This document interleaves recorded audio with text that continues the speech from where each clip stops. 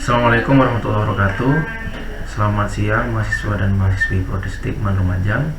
Pada pertemuan kedua kali ini saya akan menjelaskan pada modul halaman 6 tentang bagaimana kita menjalankan program Microsoft Access 2010. Nah, untuk membukanya seperti biasa, seperti pada aplikasi Office yang lainnya, kita buka terus pilih Microsoft Office, cari Microsoft Access 2010. Nah, di sini untuk membuat database baru kita cuma memilih blank database.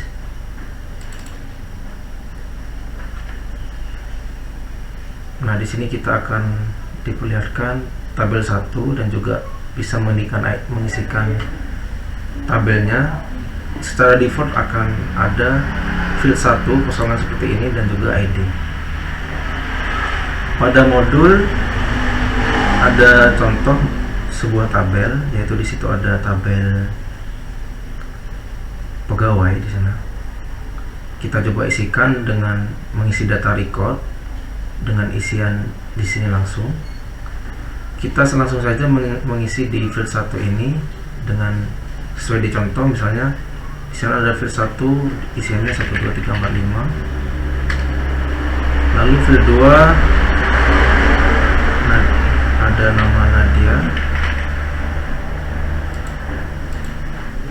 Enter. Setelah selesai mengisi maka pilih enter. Lalu golongan 2A, enter. Kemudian itu ada isian belum, enter. Juga ada gaji 1.500.000. Nah, kalau kita membuat tabel dengan cara seperti itu, kita bisa langsung saja mengisikan.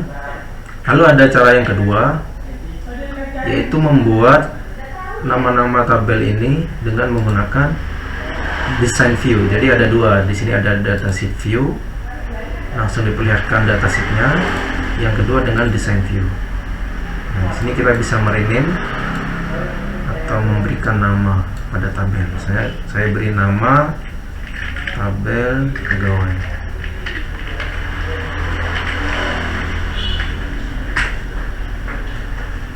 Nah, seperti isian yang tadi, di field name-nya ada field 1, field 2, field 3, field 4, dan field 5. Kita bisa ganti sesuai contoh itu. Field pertama ada NIP.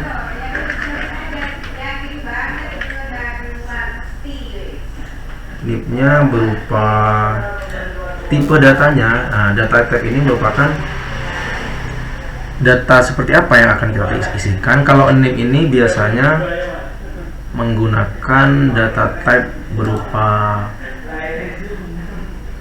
teks, karena ini bukan merupakan angka satuan kayak 1 2 3 4 5, tapi kode angka yang sebaiknya ditulis dengan teks.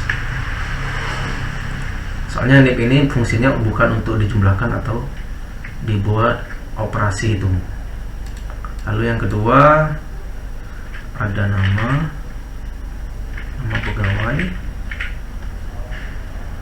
Nama pegawai juga sebaiknya teks.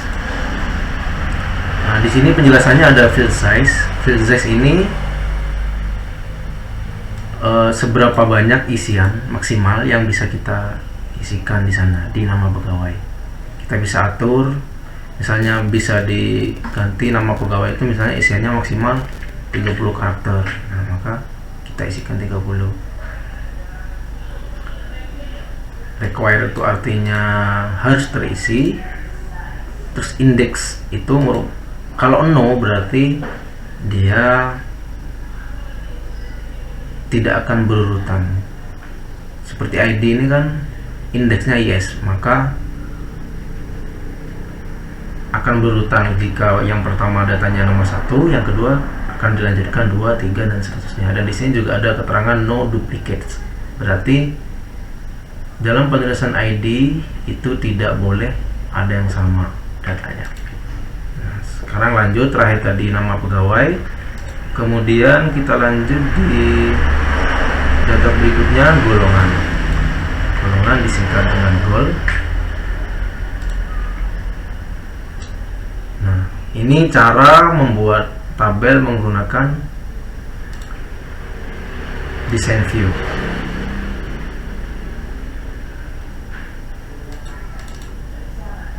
Nah, ini tinggal dipencet yes saja. Kita kembali ke data pegawai. Nah, maka namanya akan seperti ini, seperti yang sudah diganti di design view. Nah, untuk menggantinya di datasheet view kita juga bisa mengganti fieldnya ini, namanya dengan fieldnya ini tinggal di klik kanan di rename field. Yang ketiga itu datanya ada status. Yang keempat itu ada data gaji pokok.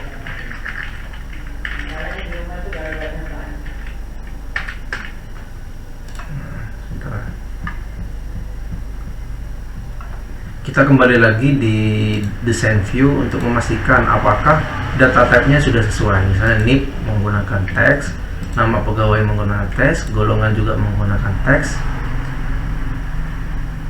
status menggunakan teks, gaji pokok menggunakan number. Karena isian ini akan digunakan untuk operasi hitung, maka kita sebaiknya menggunakan number, atau kalau mata uang bisa menggunakan currency. Jika kita sudah mengganti formatnya demikian, kita tinggal klik dua tabel pegawai, lalu di situ ada pertanyaan do you want to save, tinggal diklik yes. Nah, karena di sini format komputer saya itu menggunakan bahasa Inggris, jadi currency-nya otomatis menggunakan dolar. Nah, untuk merubah ke RP nanti saya akan terangkan di pertemuan berikutnya.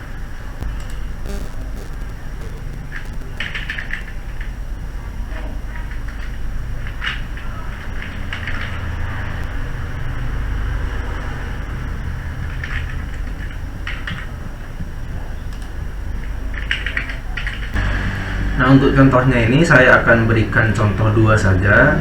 Nanti kalian tugas di rumah yaitu melengkapi data-data pada tabel pegawai ini sesuai dengan yang ada pada modul. Secara teorinya nanti kalian bisa baca di modul halaman 6 sampai halaman 12. Untuk tugas ini nanti dikirimkan ke saya kalau sudah selesai tabelnya berupa contoh yang ada di modul, dan juga kalau memungkinkan kalian bisa juga mengerjakan tugas di halaman 12 membuat tabel mahasiswa. Nah, tabel mahasiswa itu juga sama formatnya seperti ini. Nah, untuk menyimpan database ini seperti biasa, seperti halnya Microsoft Office yang lain, maka kita tinggal save database as. Misalnya untuk keperluan yang akan kalian kumpulkan ke saya nanti, sebaiknya kalian kasih nama kalian sendiri, misalnya latihan 1 nama,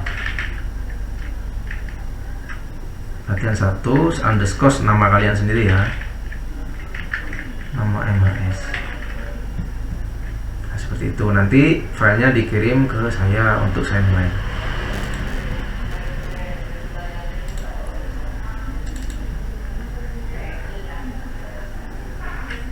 Cukup sekian penjelasan untuk latihan 1 di modul 1 ini. Jika ada pertanyaan silahkan kalian tanyakan ke saya via WhatsApp atau tanyakan di grup. Terima kasih, semoga sehat selalu. Wabillahi taufiq wal hidayah. Wassalamualaikum warahmatullahi wabarakatuh.